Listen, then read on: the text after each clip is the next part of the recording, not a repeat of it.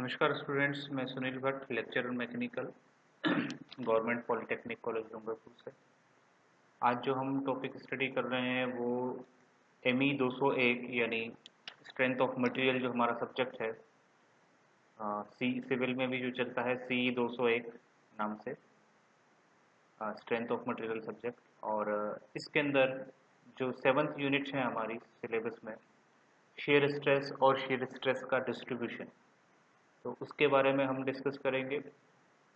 Last lecture में हमने rectangular cross section के लिए डिस्कस किया था और इस लेक्चर में हम सर्कुलर क्रॉस सेक्शन के लिए डिस्कस करेंगे और साथ में कुछ न्यूमेरिकल एग्जांपल से हम शेयर स्ट्रेस की वैल्यू डिज़ायर्ड पॉइंट्स पर या डिज़ायर्ड लेवल पर फाइंड आउट करने की कोशिश करेंगे।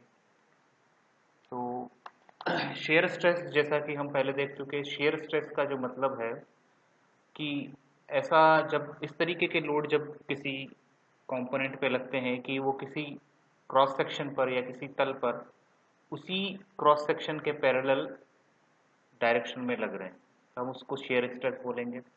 इसमें लास्ट टाइम पे हमने दो टाइप के पढ़े थे, एक डायरेक्ट शेयर स्ट्रेस और एक टॉर्शनल शेयर स्ट्रेस।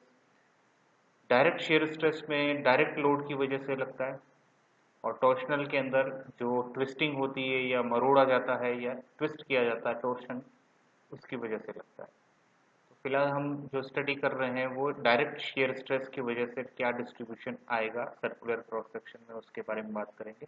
तो डायरेक्ट जो शेयर स्ट्रेस है, किसी y डिस्टेंस पर अगर हम बात करें, ये डिस्टेंस y है और किसी क्रॉस सेक्शन में, तो उसका जो फॉर्मूला या एक्सप्रेशन है वो इस तरीके से है, shear stress tau equal to F A Y bar upon I B.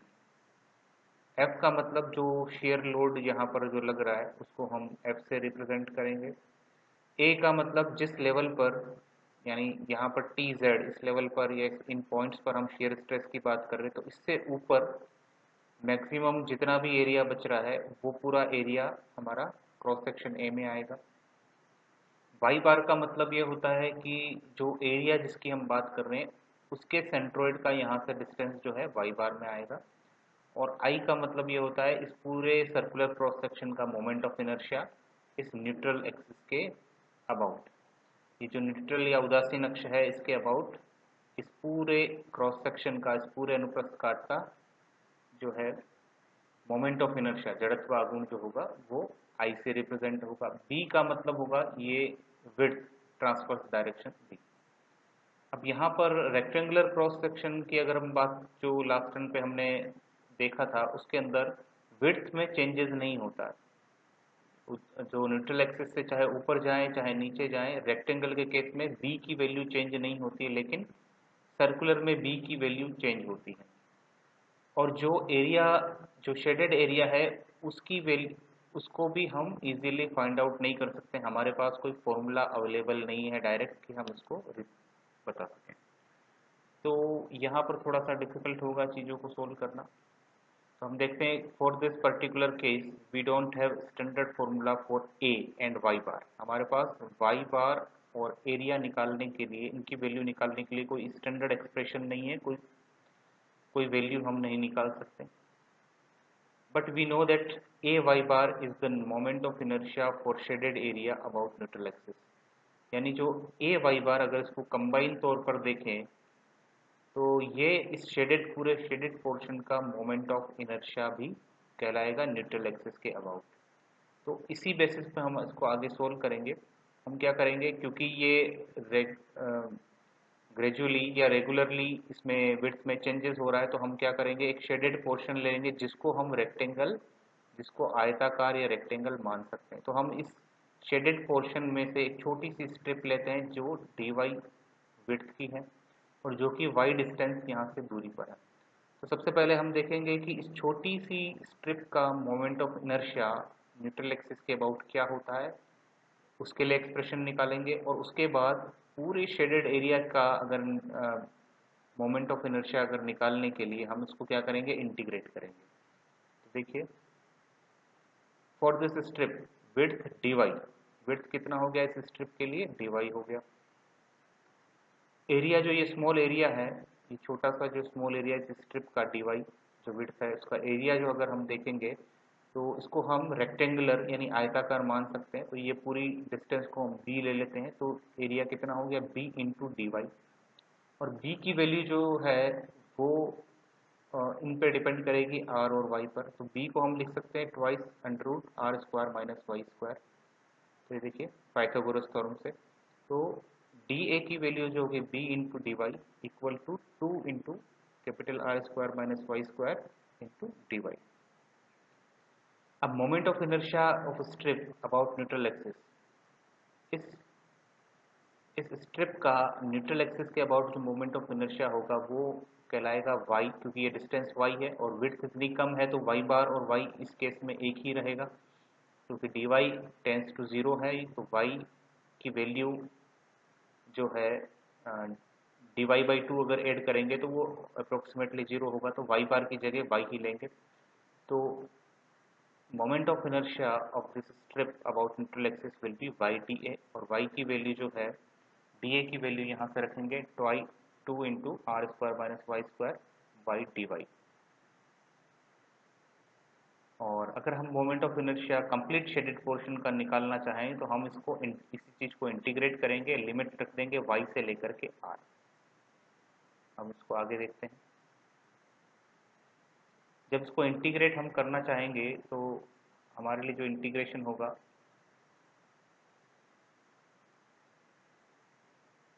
हम इसको इंटीग्रेट करेंगे, integration of y to r twice under root R square minus Y square Y D Y. तो जो R square minus Y square है इसको हम अलग से टर्म ले लेंगे t, इसको डिफ्रेंशिएट करेंगे तो हमारे पास वैल्यू आएगी -2y dy equal to D T.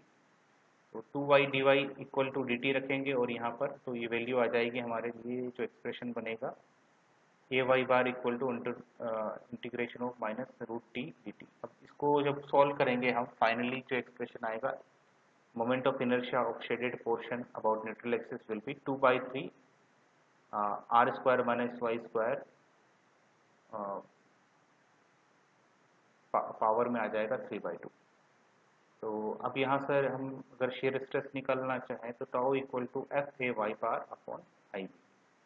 A Y bar की वैल्यू हम यहाँ से लिख देंगे और बाकी चीज़ें हम यहाँ से लिखेंगे। तो एफ जो है डायरेक्टली जो शेयर फोर्स है वो एज इट इज रखेंगे, A Y bar equal to 2/3 R square minus Y square power 3/2 upon I into B की जो वैल्यू होगी, बी का मतलब ये होता है, बी का यहाँ पर जो मतलब होगा वो मैक्सिमम विड्थ हो जाएगी यानी ये वाली। तो बी की जो वैल्यू बी की वैल्यू यहाँ क्योंकि यहाँ के लिए निकाल रहे हैं तो ये हो जाएगा twice into R square minus Y square use करेंगे। तो हम लिखेंगे twice into R square minus Y square की पावर 1/2 और shear stress tau equal to F upon 3i। इसको जब सॉल्व करेंगे तो आएगा R square minus Y square. अब इसमें अलग अलग जगह पर हम वैल्यू देखते हैं। अगर हम y को 0 कर देते हैं यानी अगर सेंटर पॉइंट पर अगर हम बात करते हैं तो पहले देखिए ये एक पैराबोला की इक्वेशन है, क्योंकि f कांस्टेंट है, 3 नंबर वैल्यू है, i यहाँ पर दिए गए क्रॉस सेक्शन के लिए मोमेंट ऑफ इनर्शिया जो भी कांस्टेंट रहेगी, r स्क्वायर ये भी कांस्टेंट है दिए गए क्रॉस सेक्शन के लिए, तो y जो है वेरिएबल रहेगा। तो शेयर स्ट्रेस का y के रेस्पेक्ट में अगर ग्राफ प्लॉट करें तो वो एक पैराबोला आएगा, पैराबोला इक्वेशन बनेगी। तो यहाँ पर देख सकते हैं अगर y को 0 कर दिया जाए तो शेयर स्ट्रेस हमारा मैक्सिमम हो जाएगा, क्योंकि y की कुछ भी वैल्यू रखेंगे तो आर स्क्वायर में से माइनस होगा, y की वैल्यू 0 रखेंगे तो ये पूरी टर्म मैक्सिमम होगी। तो shear stress tau equal to F upon 3i R square, ये मैक्सिमम वैल्यू होगी जो कि सेंटर पॉइंट पर मैक्सिमम स्ट्रेस वैल्यू हमें मिलेगी। और अगर r की वैल्यू अगर y की वैल्यू अगर मैं एक्सट्रीम पॉइंट पर रख देता हूँ r, तो यहाँ आर स्क्वायर माइनस वाई की जगह अगर आर रखेंगे तो R square minus R square 0 हो जाएगा, यानी बॉटम मोस्ट या टॉप मोस्ट पर, बॉटम मोस्ट या टॉप मोस्ट फाइबर पर जो है शेयर स्ट्रेसेस की वैल्यू 0 रहेगी। अब हम इसका डिस्ट्रीब्यूशन देखते हैं। अगर इस तरीके का है तो अगेन डिस्ट्रीब्यूशन रेक्टेंगुलर में जिस तरीके का डिस्ट्रीब्यूशन हुआ लगभग वैसा ही रहेगा, पैराबोलिक डिस्ट्रीब्यूशन बनेगा, सेंटर पर मैक्सिमम वैल्यू, एंड पॉइंट्स पर एंड टर्मिनल पर 0 वैल्यू। अगर क्रॉस सेक्शन में इसको रिप्रेजेंट करेंगे तो जो एरो से अगर हम रिप्रेजेंट करेंगे तो एक्सट्रीम फाइबर पे 0 होगा और उसके बाद धीरे धीरे वैल्यू बढ़ती जाएगी। सेंटर वाले रीजन में स्ट्रेस की वैल्यू मैक्सिमम रहेगी, फिर वापस कम होती जाएगी। तो इस तरीके से सर्कुलर क्रॉस सेक्शन के लिए हम वैल्यू फाइंड आउट करेंगे। अब हम बात करते हैं कुछ न्यूमेरिकल हम ट्राई करते हैं। तो सबसे पहला जो क्वेश्चन है हम रेक्टेंगुलर क्रॉस सेक्शन के लिए ले रहे हैं। क्वेश्चन कुछ इस तरीके से है, ए simply supported beam is subjected with 5000 Newton shear load. एक सिंपली सपोर्टेड बीम है जिस पर 5000 न्यूटन शियर लोड आ रहा है, यानी उसके किसी भी क्रॉस सेक्शन पर 5000 न्यूटन का शियर लोड आ रहा है। Width of beam is 160 mm।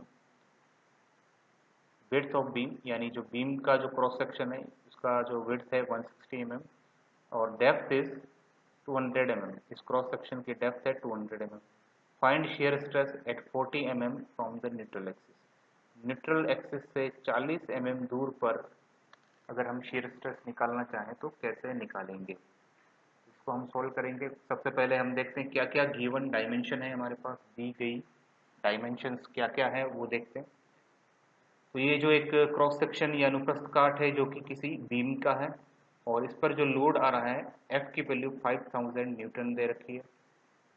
Neutral axis को इस तरीके से हम ड्रॉ करेंगे। टोटल जो डेप्थ है 200 mm है और विड्थ जो है इस अनुप्रस्थ काट की 160 mm है।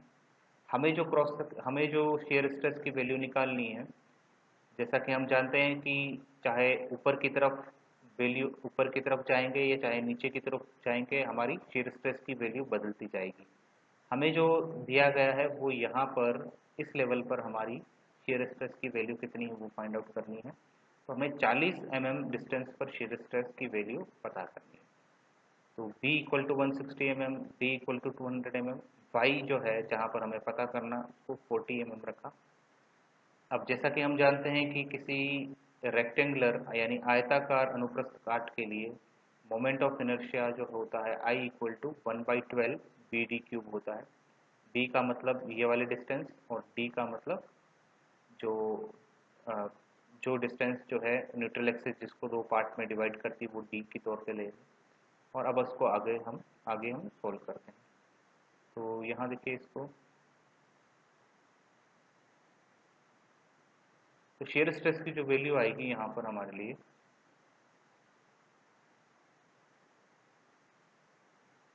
शेयर स्ट्रेस की जो वैल्यू आएगी tau equal to 6F upon B D cube, जो हमारा फॉर्मूला है स्टैंडर्ड उसमें रखेंगे 6F upon B D cube D/2 square minus Y square.